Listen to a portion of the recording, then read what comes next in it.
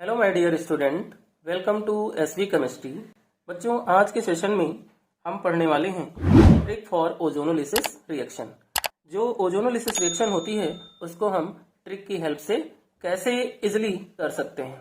तो बेटा, ओजोनोलिसिस में जो रिएक्टेंट होता है उसमें हम एल्कीन या फिर एल्काइन को लेते हैं और क्या लेते हैं, ओजोन लेते हैं, जो कि एज अ रिएजेंट यूज होता है। ओजोन जो होता है वो कुछ इस तरीके से ब्रेक होता है कि एक पे पार्शियल पॉजिटिव और एक पे पार्शियल नेगेटिव चार्ज आता है।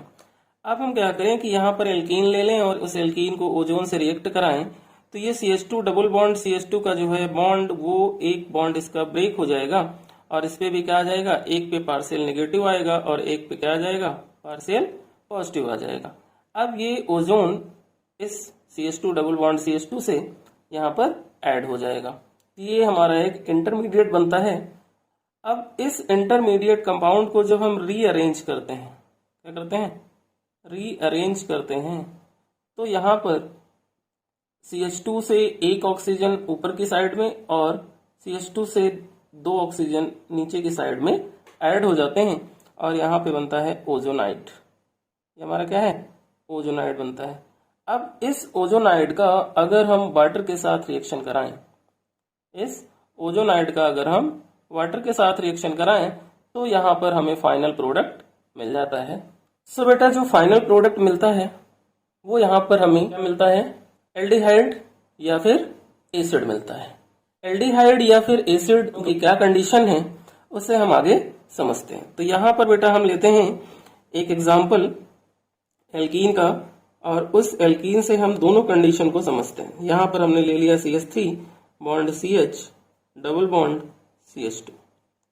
अब इसको हम क्या करें, O3 के साथ रिएक्ट करें, है ना। क्या करेंगे, O3 के साथ रिएक्ट करेंगे तो डबल बॉन्ड ब्रेक हो जाएगा। तो यहाँ पे ये बनेगा CH3 बॉन्ड, यहाँ पर क्या होगा CH, और इस C से ओजोन का एक ऑक्सीजन और यहाँ पर CH2 के C से एक ऑक्सीजन ऐड हो जाएगा और नीचे कार्बन से एक ऑक्सीजन और ये ऑक्सीजन यहाँ से ऐड हो जाएगा। ये हमारा क्या हो जाएगा, ओजोनाइड हो जाएगा। इतना क्लियर हो गया बेटा। अब जब ओजोनाइड बन गया तो इस ओजोनाइड से यहाँ पर हम इस रिएक्शन के दो पार्ट कर देते हैं। कितने पार्ट कर लें, 2 पार्ट। क्यों, क्योंकि यहाँ पर ही दो कंडीशन है हमारी। एक, जब हम H2O के साथ रिएक्ट कराएं, किसके साथ, H2O के साथ रिएक्ट कराएं, और दूसरी कंडीशन हमारी क्या है कि जब हम Zn/H2O के साथ रिएक्ट करें, किसके साथ, Zn/H2O के साथ रिएक्ट करें। तो बेटा जब हम H2O के साथ रिएक्ट करते हैं तो यहाँ पर क्या होता है कि ये वाला बॉन्ड ब्रेक होता है ऐसे और ये वाला बॉन्ड ब्रेक होता है ऐसे।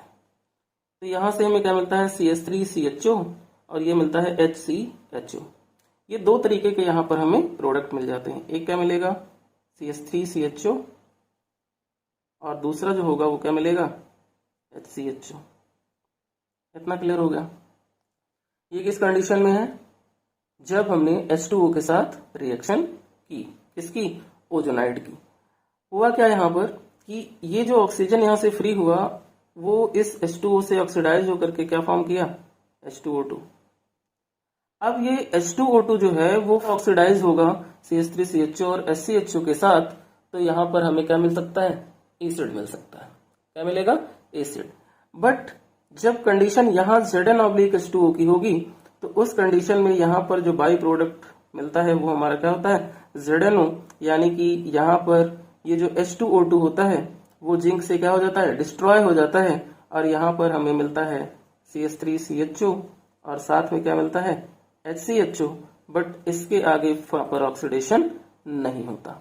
सो बेटा यहाँ पर हमें 2 कंडीशंस मिली कि जब हमारे पास ओजोनाइड होगा और उस ओजोनाइड को हम H2O के साथ रिएक्ट करेंगे तो ये H2O क्या होगा, ओजोनाइड के इस ऑक्सीजन से ऑक्सीडाइज होकर के क्या बना लेगा, H2O2 बना लेगा और हमें CH3CHO और HCHO ये दो प्रोडक्ट मिलेंगे जिनका हम क्या कर सकते हैं, ऑक्सीडेशन करा सकते हैं। किसके साथ, H2O2 के साथ। तो हमें एक एसिटिक एसिड और एक फॉर्मिक एसिड मिलेगा। ये जो कंडीशन होगी वो हमारी क्या होगी, ऑक्सीडेटिव ओजोनोलिसिस। क्या होगी, ऑक्सीडेटिव ओजोनोलिसिस होगी। बट जब ओजोनाइड Zn/H2O के साथ रिएक्ट करेगा तो यहाँ पर Zn जो होगा वो ऑक्सीजन के साथ मिलकर के क्या बना लेगा, ZnO बना लेगा और यहाँ से हमें H2O2 जो मिलता है वो क्या हो जाएगा, डिस्ट्रॉय हो जाएगा। तो जब H2O2 क्या होगा, डिस्ट्रॉय हो जाएगा Zn से, तो फिर जो प्रोडक्ट बनेंगे उनका फर्दर ऑक्सीडेशन होना पॉसिबल नहीं होगा, यानी कि यहाँ पर हमें सिर्फ CH3CHO और प्लस SCHO ही मिलेगा। तो ये कंडीशन हमारी क्या होगी, रिडक्टिव ओजोनोलिसिस की होगी। अब हम ये समझते हैं बेटा कि जब ऑक्सीडेटिव ओजोनोलिसिस होती है तो वहां पर एल्डिहाइड से एसिड कैसे बनता है। तो यहाँ पे बेटा हमें क्या मिला, यहाँ पे हमें मिला CH3CHO और साथ में क्या मिल गया हमें, SCHO। अब ये CH3CHO और SCHO जो है वो फर्दर क्या करेगा, H2O2 से ऑक्सीडाइज हो जाएगा, और जब ऑक्सीडाइज होगा यानी कि ऑक्सीडेशन होगा तो यहाँ पर बेटा मिलेगा क्या, CH3COOH मिलेगा और हमें साथ में क्या मिल जाएगा, HCOOH। यानी कि जब हम H2O यूज करेंगे ओजोनाइड के साथ रिएक्शन कराने के बाद, जब हम H2O यूज करेंगे तो हमें क्या मिलेंगे, एल्डिहाइड्स मिलेंगे, और जो H2O2 मिलेगा वो क्या करेगा, फिर से ऑक्सीडेशन कर लेगा फर्दर और हमें acetic acid and formic acid देगा। ओजोनोलिसिस रिएक्शन क्या होती है ये क्लियर हो गया होगा बेटा आपको। अब हम समझते हैं ओजोनोलिसिस रिएक्शन की जो है ट्रिक, कि ट्रिक की हेल्प से हम विद इन सेकंड कैसे ओजोनोलिसिस रिएक्शन को करवा सकते हैं। तो बेटा यहाँ पर हम एक एग्जाम्पल लेते हैं, CH3 bond CH double bond CH2।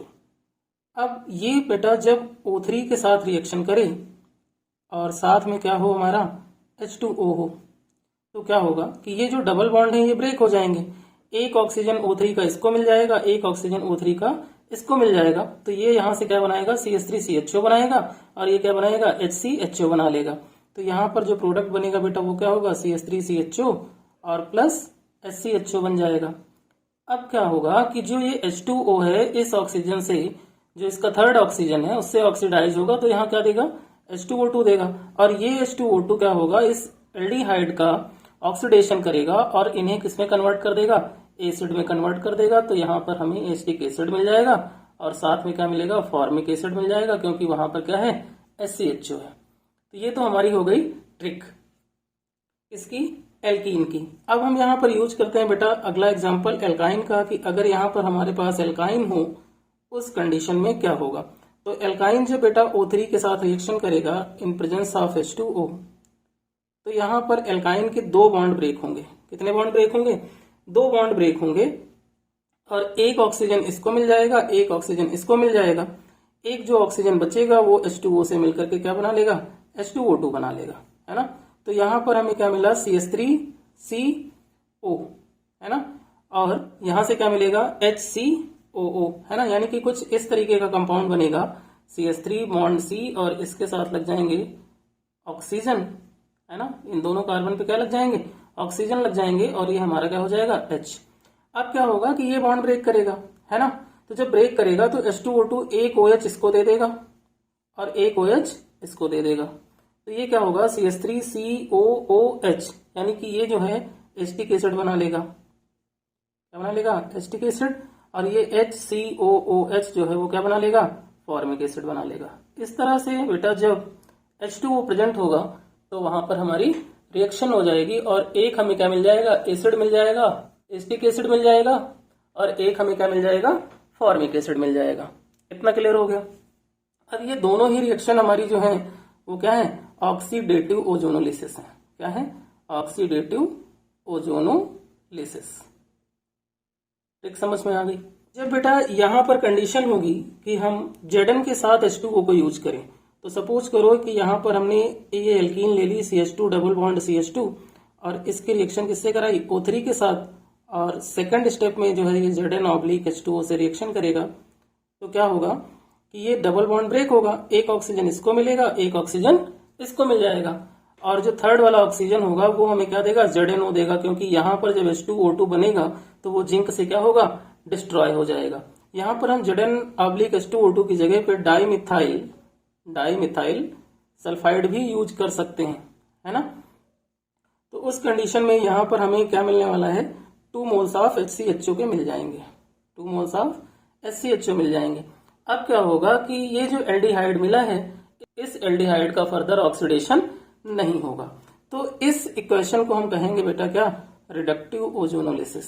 क्या कहेंगे? रिडक्टिव ओजोनोलिसिस कहेंगे।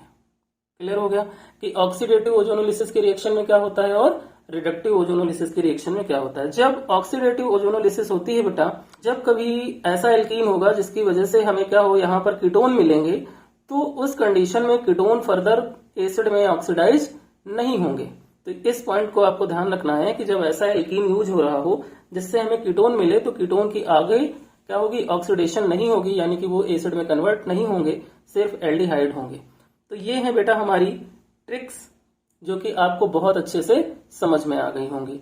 सो बेटा अगर ओजोनोलिसिस रिएक्शन का ये कॉन्सेप्ट आपको क्लियर हो गया हो और इसकी ट्रिक्स आपको अच्छे से समझ में आ गई हो, तो वीडियो को लाइक करना, चैनल को सब्सक्राइब करना और वीडियो को शेयर करना मत भूलना।